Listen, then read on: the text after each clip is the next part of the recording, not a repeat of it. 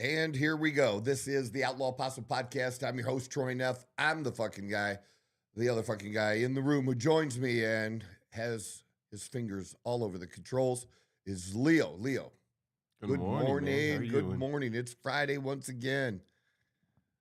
And we are here. Every day is Friday. Every day is Friday. And every day is Christmas. Christmas coming up. I love Christmas. But in my house, every day is Christmas. Love celebrating. And we're going to get right into this because I got a few things. Let me give you a little rundown of what we're going to try to get to. For those of you watching, I'm going to get into some political stuff today because there is a House of Representative by the name of Dan Crenshaw.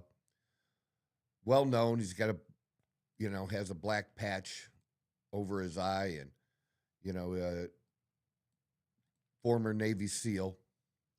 Well, he's suing Shawn Ryan, also former Navy SEAL, or is threatening to sue him. And it's quite interesting. And because it's interesting, in my view, because people are trying to shut other people down from talking now on both sides.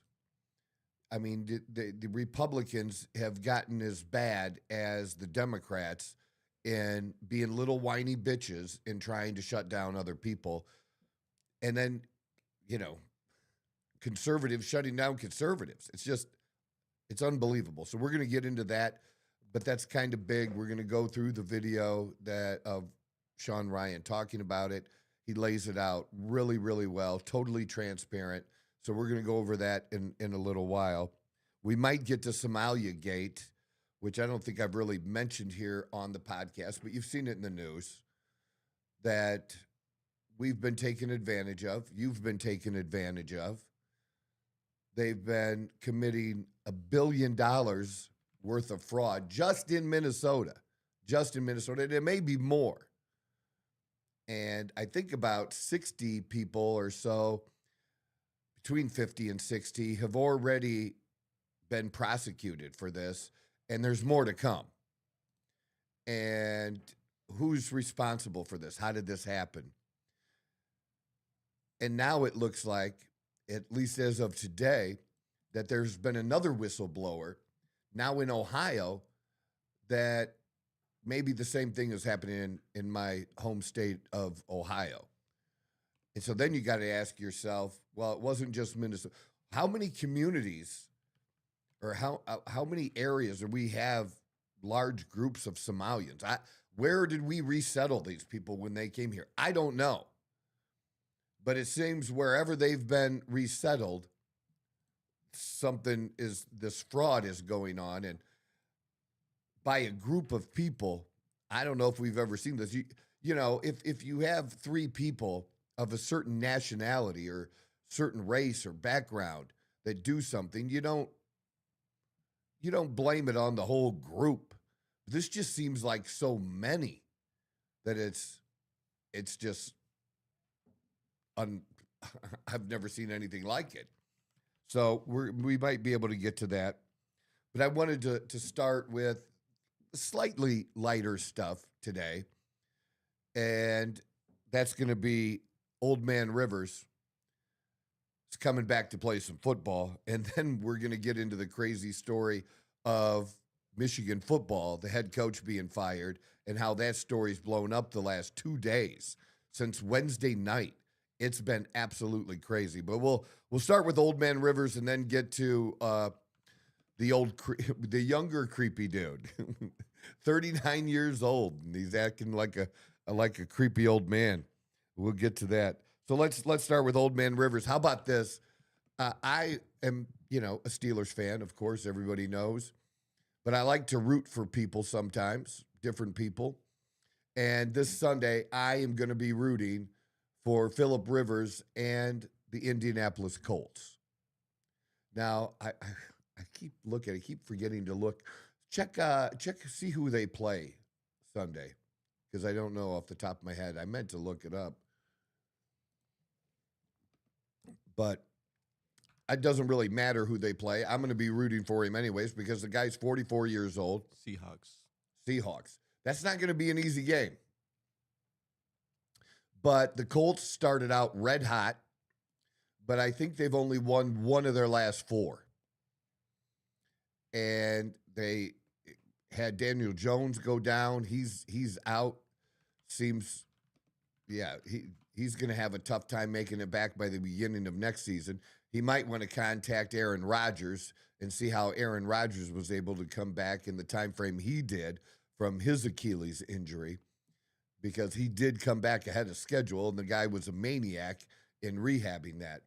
So Daniel Jones goes down. Riley Leonard is the backup. He's having issues, although he practiced yesterday. Riley Leonard was the Notre Dame quarterback who played in the national championship game last year. But he's not going to, even if he's ready to go, I think he's going to be relegated to backup. Phillip Rivers came in, I believe it was on Tuesday, and they put him through a quick walkthrough, and boom, signed him to the practice squad. Now he's going to be starting. He does have history, with some people there. So that's good. It should, at least from an offensive point of view and understanding the offense, that it's an offense that he's been familiar with. But I love it why am I rooting for Phillip Rivers? Because I root for old guys, 44 years old, and he comes back. And here's the other thing that I think is amazing, that tells you how hard it must be to walk away from this game and to come back like this. Here's a guy who is for sure going to be in the Hall of Fame. He's a Hall of Fame quarterback. Even though he never won a Super Bowl, he is a Hall of Fame quarterback at some point. It takes 5 years after you retire. And he was already on the list as a semifinalist. Whether he would have made the final list his first time around, I don't know. But we know at some time it would happen. And here's the crazy thing.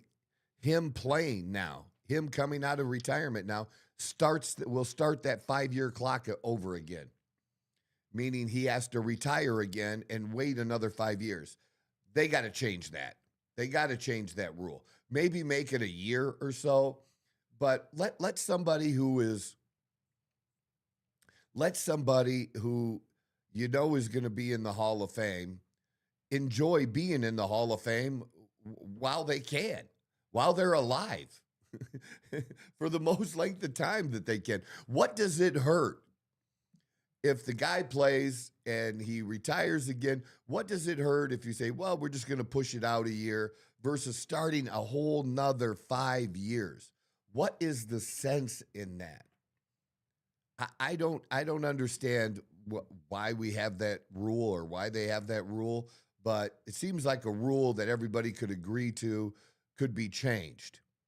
And why not? Why do you want to hold that back? And I, for one, I'm rooting for the guy. And, again, I already gave my opinion on his eligibility for the Hall of Fame. He was always in that top tier group of guys that, the Ben Roethlisberger, the Tom Brady, the Manning era. He was always in that fight. That was a lot of great quarterbacks, to be honest. A lot of great quarterbacks. And to be among those is something that's a big deal.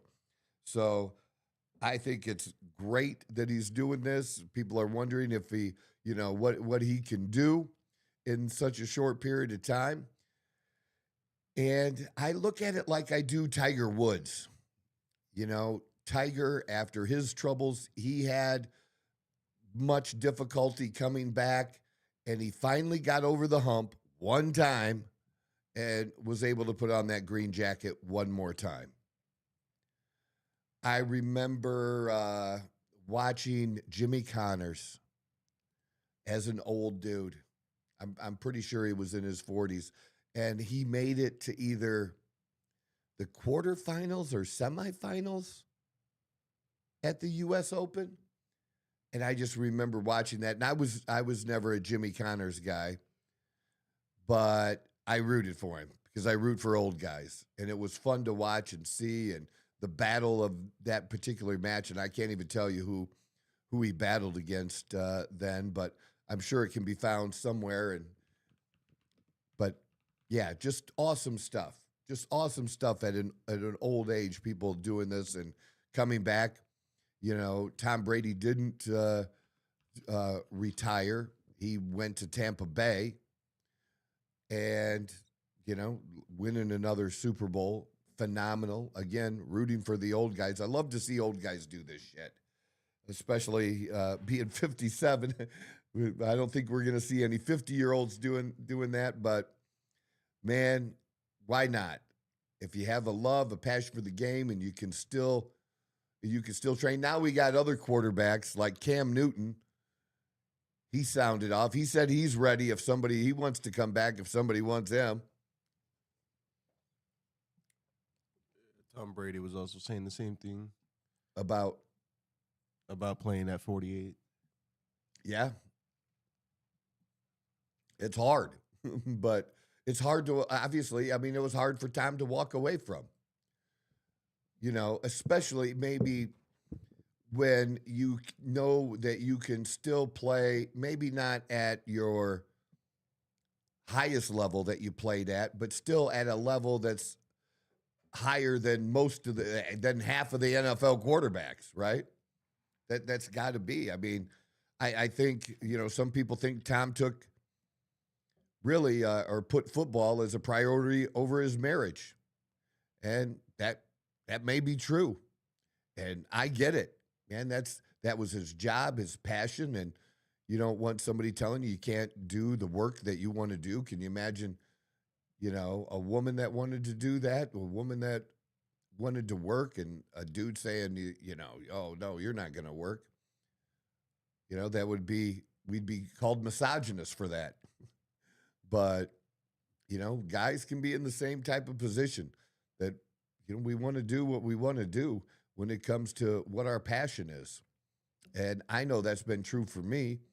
You know, I'm very passionate about health and fitness and, you know, peptides and helping men become men again by getting them on the right amounts of testosterone and sharing that kind of information. And I don't want somebody telling me, and of course, Dawn never would, but I have had that happen previously, for sure. But like, no, I'm not giving this up. You knew what I did when you got involved with me. And that's just like they knew Tom was a legendary quarterback when she got involved with him, right?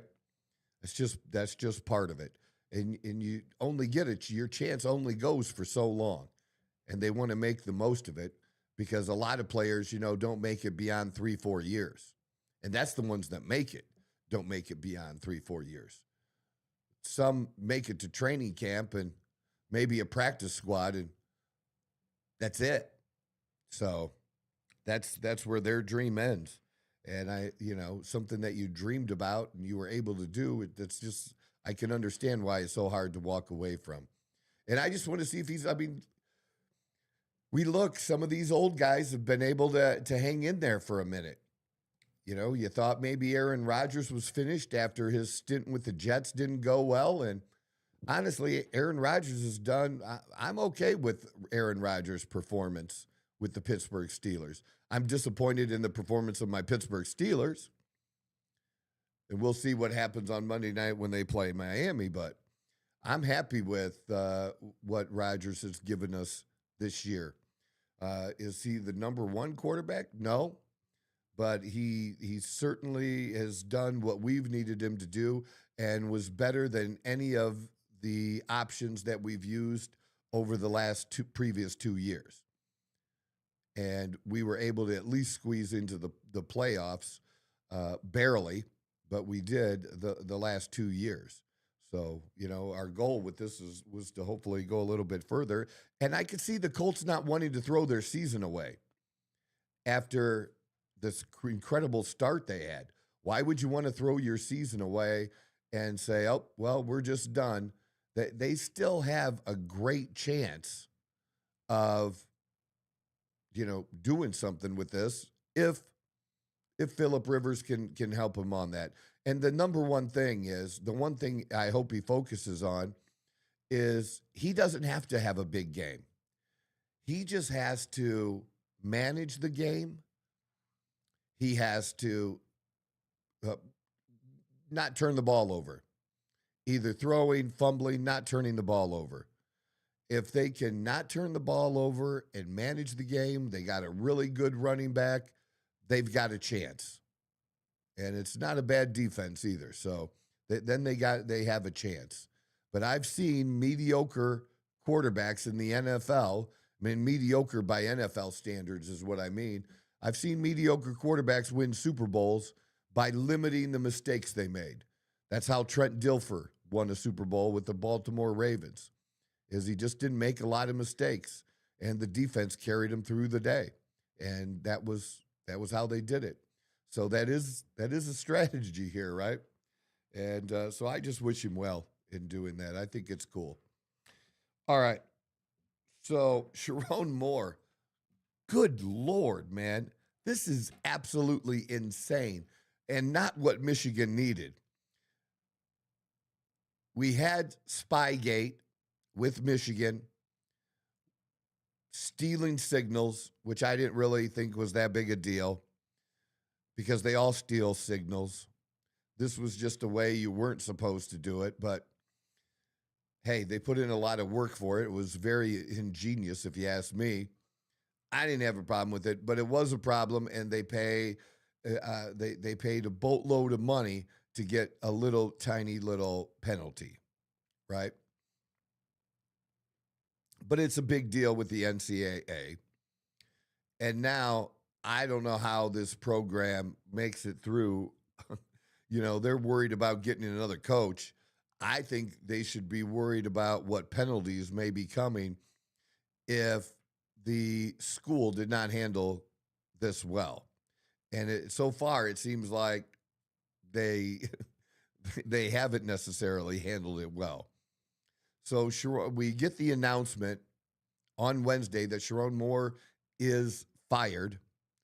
And then it's been building almost hour by hour since then. The craziness around this and to what extent there was some crazy stuff going on. So here's the thing. So he was messing around with a staffer. He even helped that staffer get a raise. Why not? Get your side chick a little more money, right? So he was doing that. And I don't know if we know when it exactly started, but he is married. He is married, has girls, has 3 daughters. We know that. And it just kept building. The first thing I knew something was weird was that he was being detained by the police. Now, if you get fired for having an affair, you don't get detained by the police. That means there had to be something else going on. And at that point, we didn't know what that something else was, but it seems that he was stalking this girl, that he got this girl pregnant. She got an abortion. And when this all came to a head, it was because a 911 call was made and that he was there and threatening to kill himself and that he held a knife to his throat. And so he was been detained. He hasn't been out since he was arrested on Wednesday, and I believe he has court today. And that may be already happening right now, obviously, since we're here in Arizona. It's 9:30, so I would imagine it would have been this morning in Michigan. And then the internet went to work, as the internet does.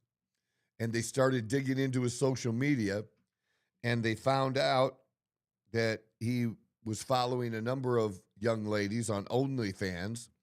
And one girl said that he slid into her DMs, and it sounds like he was trying to slide somewhere else. Instagram models, that he had about like 1,000 Instagram models young women that he was following. Uh, it just keeps coming more and more and more.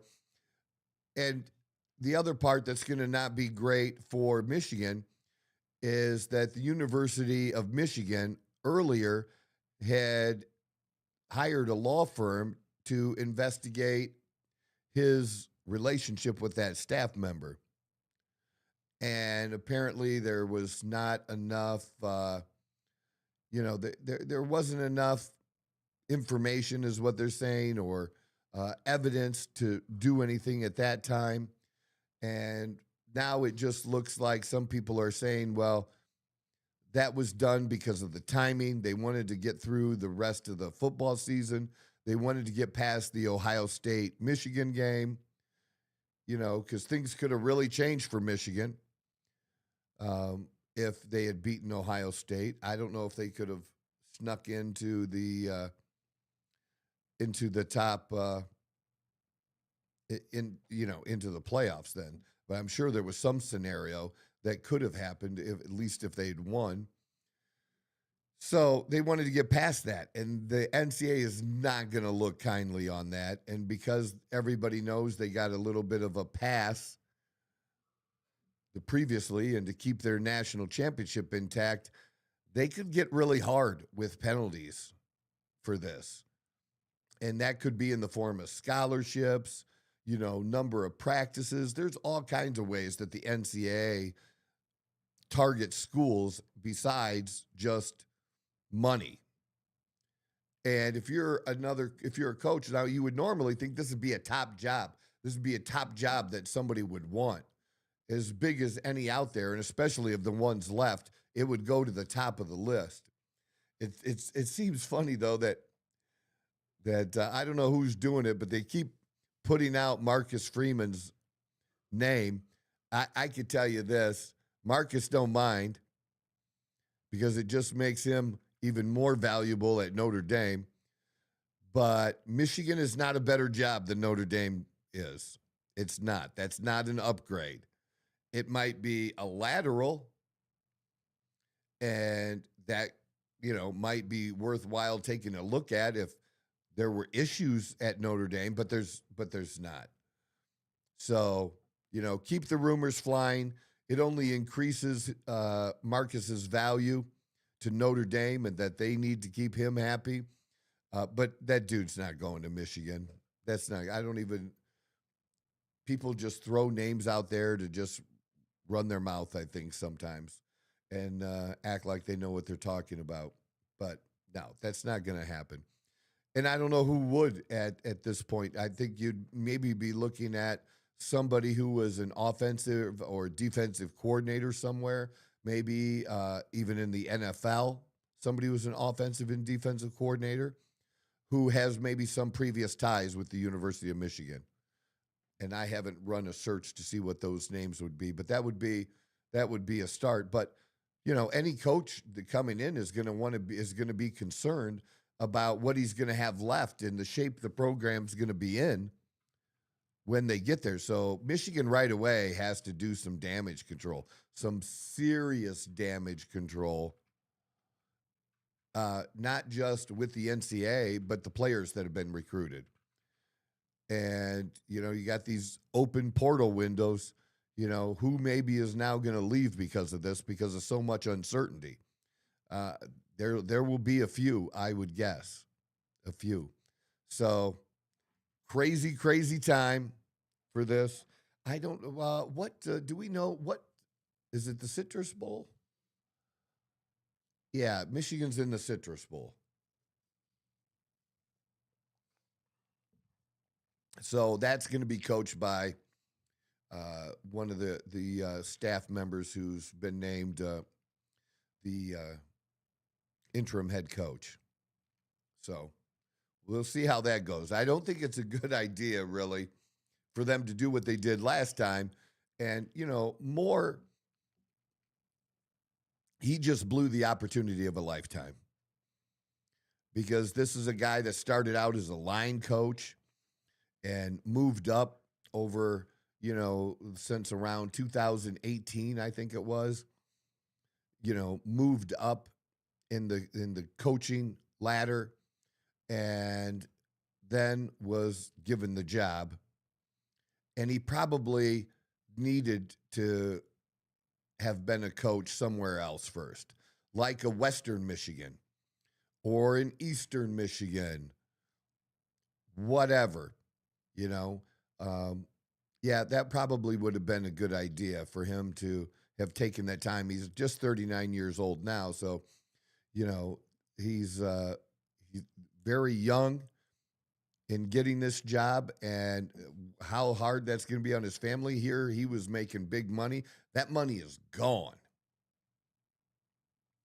It's going to be a moment before somebody's going to take a chance on him, and it won't be a D1 school, and it won't be a head coaching job. And by that time, I'm pretty sure he's probably going to be divorced too. So we'll have to follow it and see. It's just crazy, crazy story. And then you throw in all the OnlyFans stuff, and like, wow, dude. I mean, it could not get any worse for anybody in this scenario.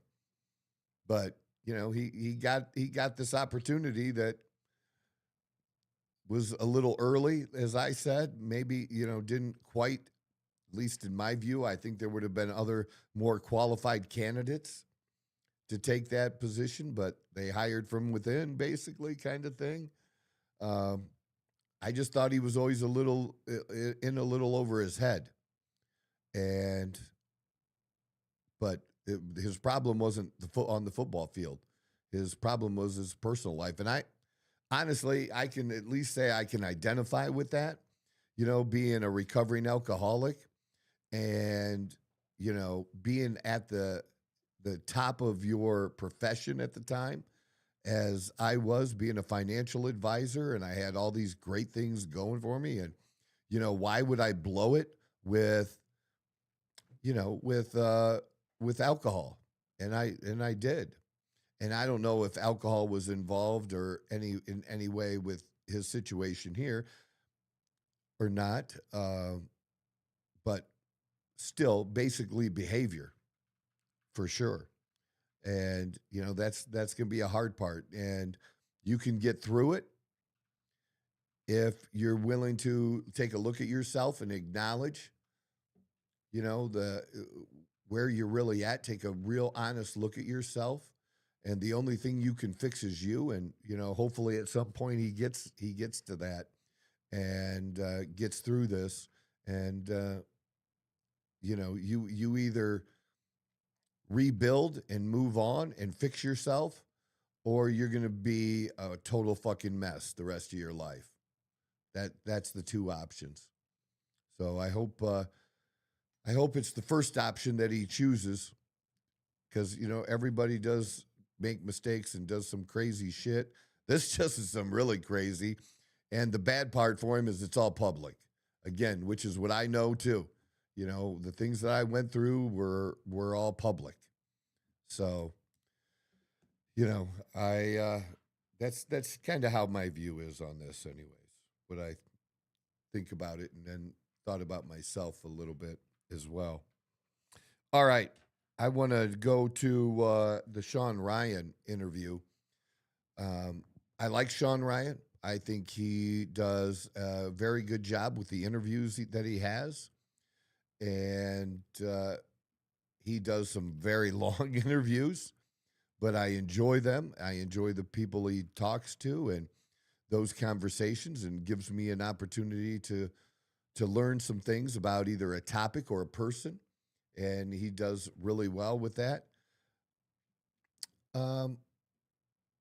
This goes to the fact that I was saying that people trying to shut other people up. And we have conservatives now using tactics and calling people names, and using the same tactics that these liberal lunatics have been using. And maybe that's where this woke right is coming from. Because I was like, woke right? What even the fuck is that? I wasn't even sure what it was, and to let alone see it and identify it. But here over the last month, maybe, I think this is what it is. This is what I'm seeing. This is the woke right. These are, conservatives trying to cancel other people. I, I, I don't want to cancel other people. I don't want to, I've been digging into Nick Fuentes a little bit, and I don't like Nick Fuentes. Um, I think he takes things way too far, that he's a very smart kid, uh, but he pushes a line that is past a line that I believe in, or that I would go to. And I don't want people like that in MAGA. But I don't say he doesn't have a right to exist. I don't say that he doesn't have a right to his opinion that I don't agree with. And that's how it should be. That's how it was meant to be. It was meant to be that we could have opinions and share those opinions, and you don't have to listen. The only reason I'm listening at all is because I wanted to judge for myself.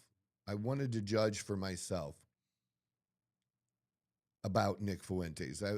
I had gotten a certain feeling, and I think people do that and have done that, say, with Candace Owens, but they haven't really listened to Candace, but they have why does we have podcast spelled wrong?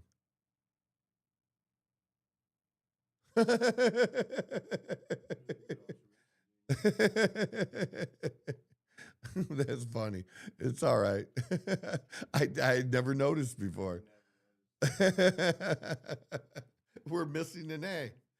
It would like be what we would put on a license plate, right? That's good. But I just want to judge for myself and see where I come out. So I don't want to shut people down. And now we have somebody trying to do that who's and this is even worse because this is government. This is somebody with the House of Representatives that is a member of the House of Representatives and trying to silence someone and threatening them.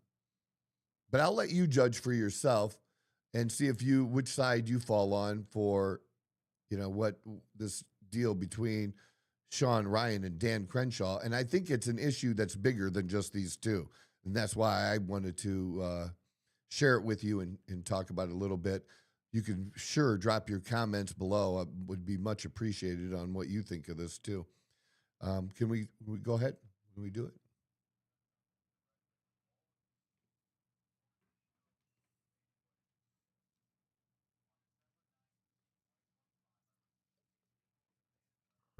From lawyers representing Congressman Dan Crenshaw. They are threatening to sue me for defamation because of comments I made on my podcast about a message that he sent me.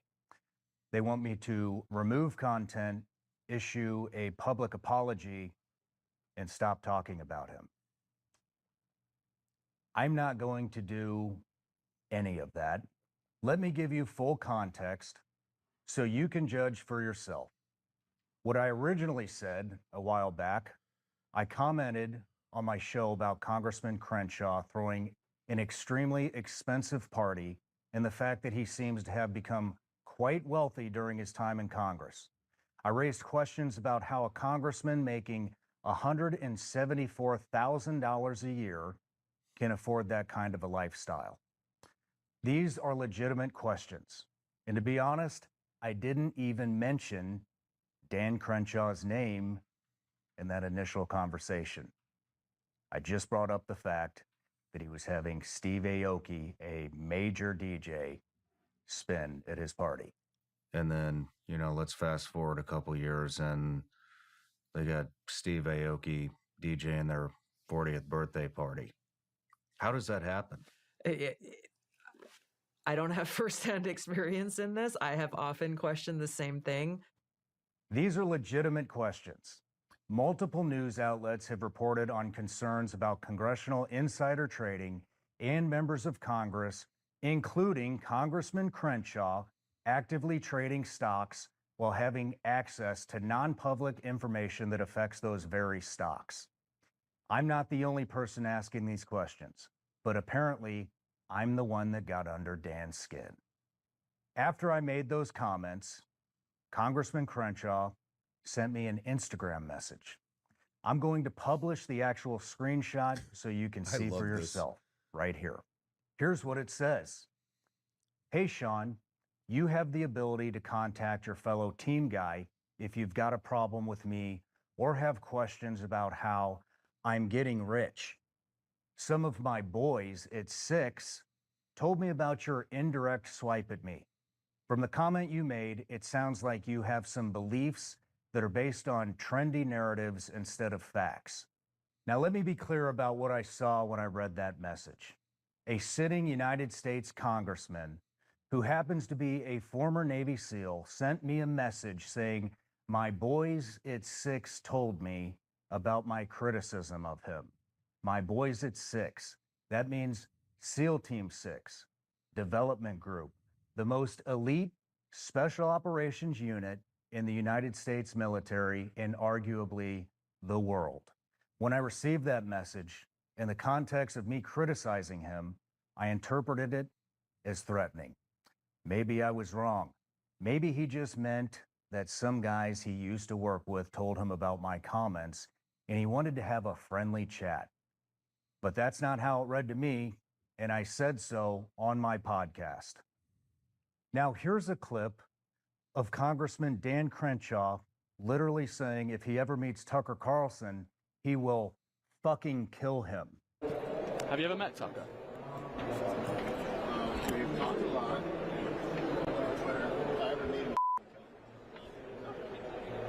He's the worst person. So I'm just curious, what would you think if Congressman Dan Crenshaw sent you a message saying his boys at 6 after he threatened to kill Tucker Carlson? So just could we Now stop it his just lawyers quick are a claiming that. second. So far as it is, this is like my third time through this, and I still have the same feeling that I did the very first time. I think Dan is being, or I think Shawn is being very forthcoming, and I don't know how else you would take a threat like that. I know that when you're going to make a threat, usually it's going to be some type of veiled threat, right? So that you're not just out saying it. But he did do that with Tucker, because I don't think he thought he was being recorded at the time.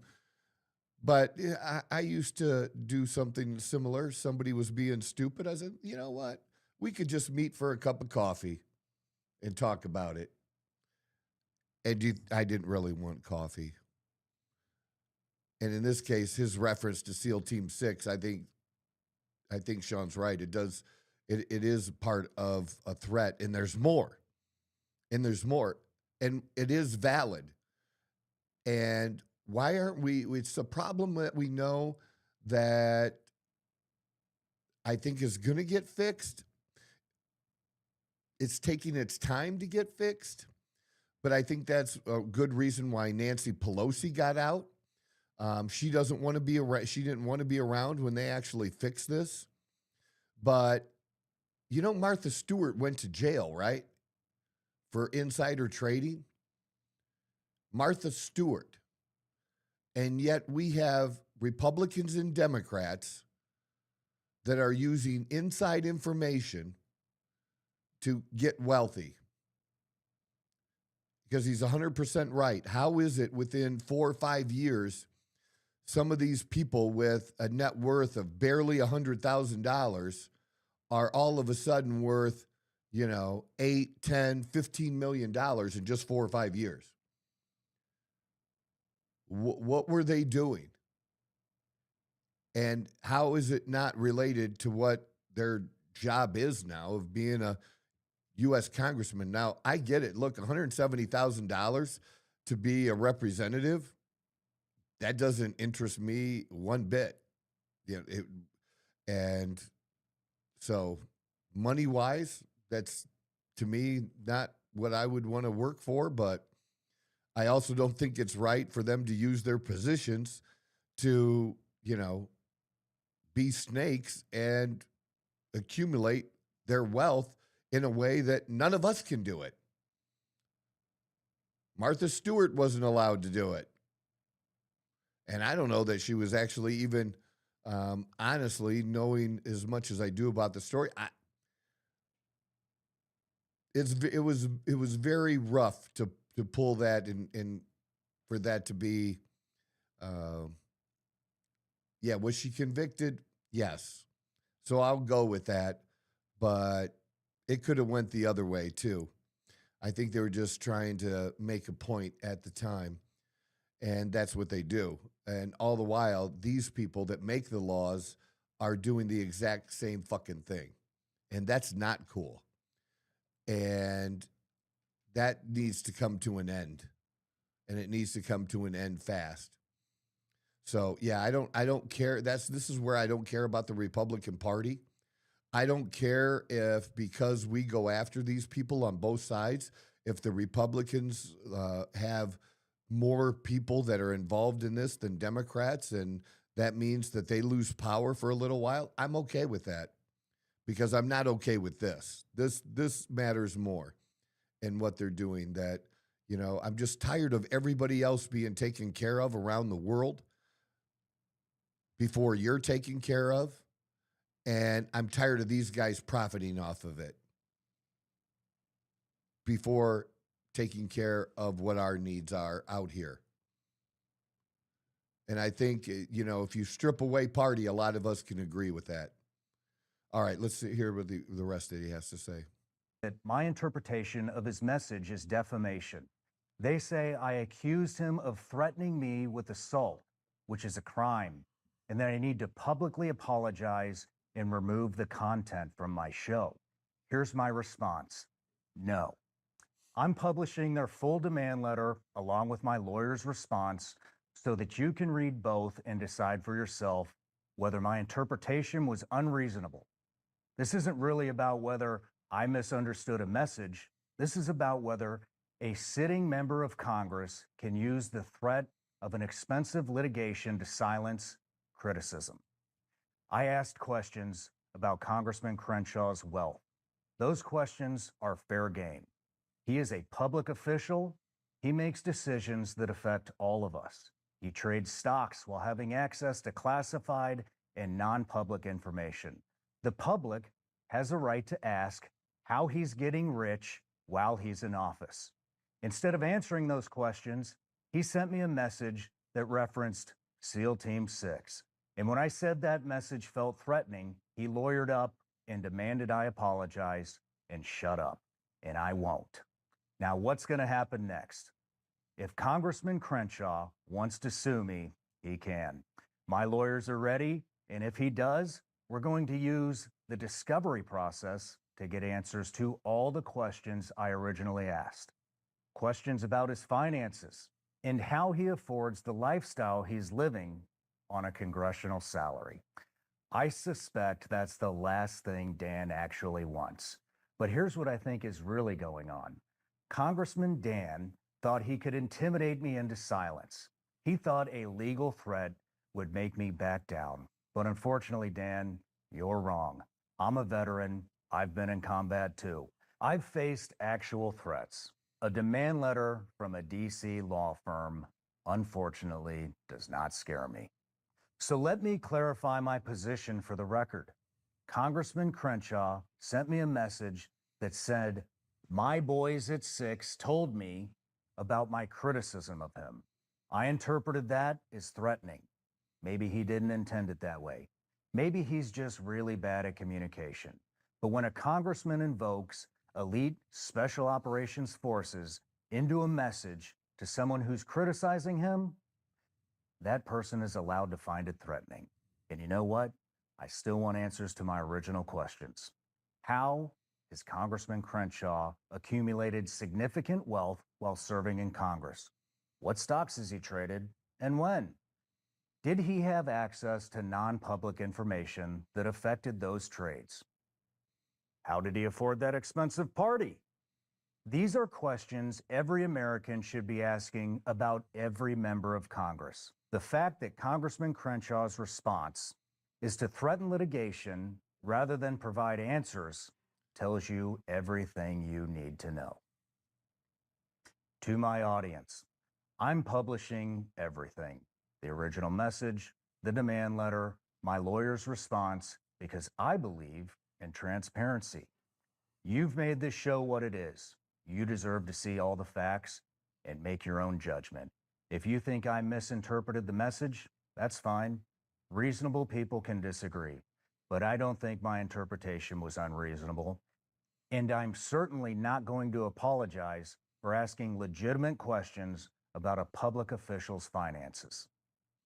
To Congressman Crenshaw, sir, if you want to clarify what you meant by "my boys at 6, you're welcome to do so. If you want to answer your questions about your wealth accumulation and your stock trading, I'll give you airtime to do it. But if you think you're going to silence me with legal threats, you've badly miscalculated. I'm not going anywhere, and neither are the questions. Thank you, Dan. I'm sure we'll talk soon. Yeah. Yeah. Again, trying to shut people up. And we're having that on the right now, the woke right. You know, this also leads into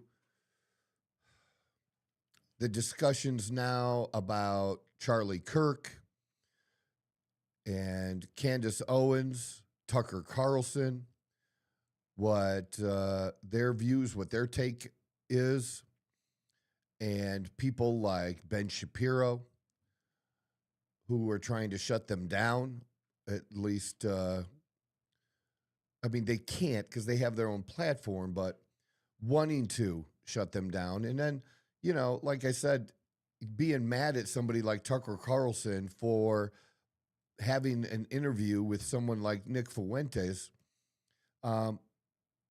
That's how I've formed my own opinion about Nick Fuentes, because I don't watch his podcast and I've only seen clips, but I have seen him interviewed and I've seen him answer questions about himself. And so and not just a clip, you know, I watched the whole Tucker Carlson interview. I'm also almost done with the Piers Morgan interview that he just did, which was almost 2 hours long. I probably have 10, 15 minutes left of that. And as much as I don't like it, you know, as much as I disagree with Nick Fuentes, I believe in his right to say it. That's all. And I just don't want him to be affiliated with my side. He's his own side. You know, that's what that is. And I don't want people you know, that are liberal. You want to say dumb, crazy shit, and you want to have your own podcast to say dumb, crazy shit, be my guest. You have every right to do that. I'm probably as close to a free speech absolutist as you can get. I just believe that's really a thing, and that there's nothing more important than that. Even if there is disinformation and lies or other things disseminated, that's always been done. That's always been done. You as a person have to learn how to discern what the real truth is to the best of your ability. And there's no better way to make a judgment than to actually listen. Not to a snippet, not to somebody else's opinion, but listen for yourself. You know, and I'm always encouraging people to not take what I say as any type of gospel, but to, for themselves, follow up. I'm trying to point out information that might be good for you to take in and add to the other information that you have in your little computer up here. And because I think that is, you know, people can only come up with conclusions based on what information they've taken in. So I've always believed that, well, maybe if they had this additional information in there, maybe they would come out with a different outcome. And just whatever it is to just think about it and do the best you can with that.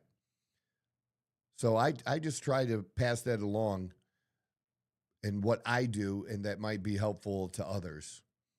But I just don't believe in this shutting down people, and I don't believe in this people on the right, this woke right now, who are using the same name calling and the same tactics that the people on the lunatic left are. Because I had that somebody that I, followed, that I pretty much mostly agreed with politically, and we have a disagreement over Candace Kirk and Candace Owens and Charlie Kirk. And, things, the back and forth got out of hand real quick, and it's going to get out of hand real quick when you immediately go to the name calling, because then you're just going to take me into that, and it's going to just escalate very quickly, because I don't take shit from people when it comes like that, when it comes to things like that at all. So, Shawn Ryan, I think that Dan Crenshaw isn't put himself in a spot that he shouldn't have done. He shouldn't have done it, because going after Shawn Ryan is not going to be a good look, and he's not going to win this. I know a little bit about defamation. I've been threatened to been sued myself, and I did the same thing. I talked about it. I made it public and said, bring it. Let's go. Let's do this. So that's not going to turn out good for him. But the bigger thing that Shawn is, he's not the first to talk about this or expose this. This has been something that's been out there at least for a few years now. And I hope we're closer now to getting something done about this. And we can demand it be done. Okay, that's how we get it done. We as a people have to really show that we do not approve of these congressmen trading on inside information. They shouldn't even have control of their accounts. They can have investments in, broad, diversified mutual funds that are indexes. They can invest in index funds and let that be controlled by a third party. There are managers you can hire to do that, financial managers, and let the financial manager make that decision based on whatever parameters you give them. All right? Just like other people do. And it doesn't matter if they have the ability to, understand and do this themselves. They've decided that they wanted to be in public service. Well, this is a huge conflict of interest. Letting them trade in their own accounts and trade stocks. I just don't understand. I know there's laws against it. So if there's laws against it, why isn't the Department of Justice doing its job? Why isn't Pam Bondi doing her job, going after both Republicans and Democrats that are taking advantage of their position to enrich themselves millions and millions of dollars? I'm big in supporting people who are entrepreneurs and people who create value and making as much money as you can. I love making money, but I don't like this, because this truly is cheating. When you talk about rigging the game, this is rigging the game. And it's not appropriate at all. It's not something that should be allowed. And I hope something happens, very, very soon. But we're going to talk more about that for sure in the future. I'd love to get some Congress people as guests on here and have them answer questions about this. What do they think? I'd like to know what other Republicans representatives think about the threats that Dan Crenshaw is making. What do other Republicans think about the trading that Dan Crenshaw has done? And I know we have a razor thin margin in the House. okay? And if they lose it, which they absolutely could, if they lose it, it's going to be their own undoing. They did it. They did it to themselves by thinking they're better than everyone else. And I just don't play that game. I just don't play that game where I'm going to, vote for the Republican anyways, like the Democrats do, where they'll vote for a Democratic scumbag, even though they're a Democrat scumbag, just because they hate the Republicans so much. Like you had that attorney general, what was it, Virginia, in this past election, where he had said made the comments about the other person's kids being killed. It was for attorney general, state attorney general. Yeah, and Democrats still voted for that shit. They still voted for that shit, and that's bullshit. If it was a Republican that did the same thing, I'm going to call it out. That's where we're different than we are. As much as I want, my side, quote unquote, to be in power, not that way. Not that way. We want to do it the right way because that's how it should be done. And I don't like this shit at all. All right, one last story to go through. I'm not going to get too deep into the Minnesota part of this, but it's because that's been talked about a lot so far. But we do know that about $1 billion, and could be more, there was fraud related to COVID and people getting payments and setting up scams and, lying on paperwork, this was money meant to take care of you. This is money that was meant to take care of you during COVID. And instead of you getting the money, these people got the money and they had this money put into organizations and groups that they created, LLCs and such, that were charitable foundations as well, that were to help people, were to feed people, 5,000 people a day or whatever it would be. And instead of feeding people, they pocketed the money and then spent that money on, of course, a luxurious lifestyle that they were only able to afford because they're stealing your money. All right? So that's Minnesota, and that story's not dead, and it's only going to get bigger and bigger, right? And now it's expanding into Ohio. So this just came out today. The Minnesota issue, as I said, is still unfolding. But now we have a whistleblower exposing a similar scheme occurring among the Ohio Somali community. And she says that dates back to over a decade and it totals millions of stolen taxpayer dollars. In an interview, Mahek Cook, an Ohio attorney and conservative commentator, said that Minnesota was just the tip of the iceberg. She said that providers within the Ohio Somalia community have confided to her that they have been pressured to join in a massive Medicaid fraud scheme that involves doctors rubber stamping home health care payouts for family members of elderly individuals for fake medical conditions. She explained that scammers in the community have been exploiting a loophole in Ohio's Medicaid program that allows individuals to receive Medicaid payments totaling as much as $91,000 a year. That's if they're caring for a family member. Doctors approve these payments and in turn receive kickbacks themselves, according to this attorney. They're just rubber stamping a lot of these, and then that same individual a week later that's supposed to be bedridden is all over social media, whether they're out dancing at a party or something like that. So the symptoms aren't really adding up at the end of the day. She said she believes the problem today is not the community, it's actually the criminals within the Somalian community that have exploited the program. Because we have a system right now that's one of the easiest in the Midwest to game, to set up, to rig.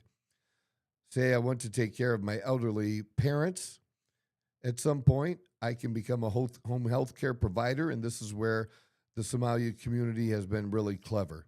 They've been able to find loopholes in Ohio law to provide care for family members, even if they don't need it. So we don't know how deep this goes yet. And we don't know what other states like Ohio are going to be popping up on this. But I'm going to guess that it's not going to end with Ohio. Can you pull up, Leo? Look, rank or what states have the largest? What are the top 5 states that have the largest Somalian communities?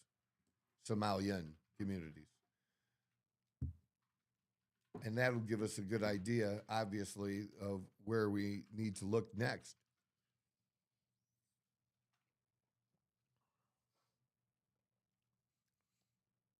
And I can't believe that they just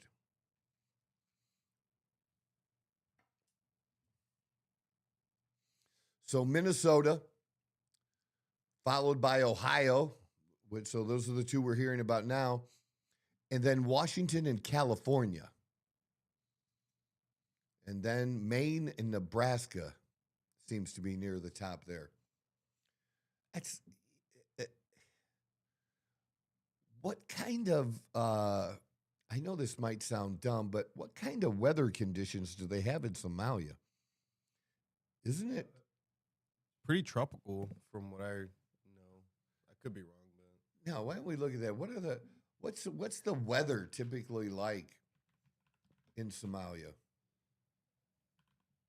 Because it just seems that some of these places, Washington, Minnesota, Maine, high temperature year-round, periodic monsoon winds, and irregular, scarce rainfall. Yeah, very tropical. A year little bit- round, right? Yeah. Dry, hot.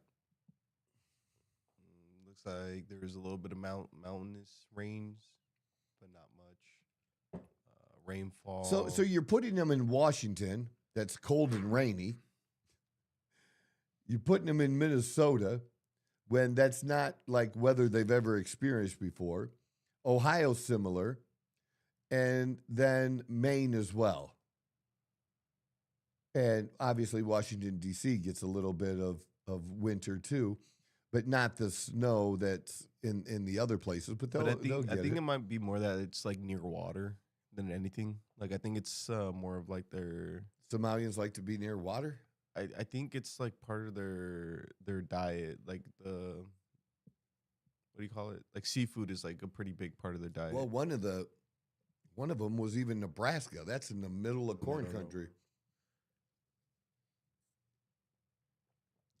I'm just saying it's a little odd why they would want to go to places like that, or if that was just, who made that decision. I know like Do Somalians have a say in where they go? I don't think so, but I know California and like the West Coast for sure has like a very big population. I actually did not know they were on the East Coast. I thought it was Yeah. definitely more of a West Coast thing. Yeah. But the biggest in Minnesota, but just it is interesting though, right? To see what else, and those are states that should be looked into. I mean, the numbers really aren't that big compared to people. Minnesota, 61,000. Yeah. I mean, that's Well, that's why it's the thing is about how many of them are involved in this fraud. Because you have the leaders of the fraud, right? And those are the ones being prosecuted. But what you had to have here was somebody figured this out, how they could scam the U.S. government, and then they get 100 Somalians to do it, and they get some, say, of the $90,000, right? They get to keep half of it or whatever number they agree upon. And then the other half gets kicked up to these leaders or, and some of it even to kicked off to politicians to look the other way. So it's when we're saying that 60 people have been prosecuted, okay, each one of those is going to have a group of people necessary to commit the fraud to do that. You know what I'm saying? Which just makes the number, we're not thinking of how big the number is. The number is really, really big. And so then you likely, if it's $1 billion worth of fraud, I don't know. I think it seems like a lot if, let's say it's 2,000 to 4,000 people are ultimately involved, even though, you know, a lot of those, they're at the bottom, okay? They're still gaining from it, right? They're the ones being used to be able to do this.